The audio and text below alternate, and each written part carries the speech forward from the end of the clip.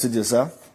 Thank you for having me. Good evening. Yes, good evening. Let's start with what's been trending about the EFCC lately, and that is with the prosecution of the popular cross-dresser Idris Okuneye. I watched the Mike On podcast where a prominent human rights activist, Chidi Odinkalu, accused the EFCC of just witch hunting him, and he's even saying that prosecuting him for mutilation of the Naira is not the prerogative of the EFCC. Rather, another law enforcement agency should have been allowed to do that.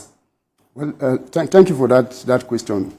Idris Okuneye was arrested based on the intelligence that we received concerning him spraying and stamping on Naira notes at a social event. And based on that, he was invited to the EFCC, and after the investigation, he was arraigned in court, which is the duty of EFCC to investigate and arraign suspect of economic crime. As the situation panned out, he pleaded guilty to the charge, and then the judge reserved judgment till April 9 for judgment. Having said that, regarding the comment by Chidi Odinkalu is a respected voice in the civil society realm. So he has the liberty to express his view concerning any situation in the country, and I respect his view. But if you actually read what he said, he was not complaining whether the EFCC had a case against Idris or not. He was saying that the Idris matter was trending over the power tariff hike situation. That was his quarrel with the EFCC. He also said it's an abuse of power by the EFCC. Yes, he was claiming that the EFCC has abused his power by going after Idris. I think Odinkalu didn't read the CBN Act, because the Section 21, subsection 3 of the CBN Act made the activity of Idris a criminal offense. It's an offense under the law for you to spray or stamp on the Naira. And the EFCC, by law, is given the power to enforce all economic and financial crimes under the Nigerian law. So how many Bobriskys now is the EFCC willing to prosecute? Because on the social media, there is a trend already of these Naira mutilation. You see at parties, people spraying Naira notes and all of that. And people are beginning to say that if the EFCC wants to toe this part, this might be a distraction from the bigger picture. No, I don't think the issue should be about Idris Okuneye, really.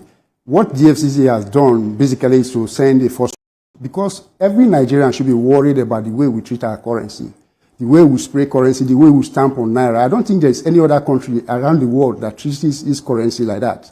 And it is something that we want to correct, because the law does not allow it. The fact that the law has not been enforced over the year does not mean that if EFCC now decides that it is time for us to actually go out and enforce the law, that you are doing the wrong thing.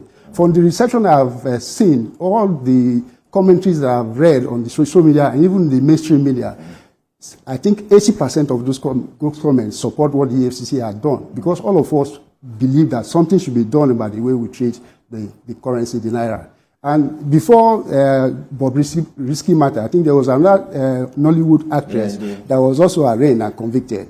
And we believe that the more we take on some of these so-called celebrities, the message will get to all across the country that it is not right to treat our currency the way we treat it. So in the coming days, should we expect the EFCC going after some of these influencers and celebrities who are in the habit of mutilating the Naira? I wouldn't say we are going to go after influencers. We're not targeting a special segment of the population per se. We are just enforcing the law as it is. And it cuts across, whether you belong to the upper echelon of society, whether you are in the banking sector, whether you are an Hollywood star or not.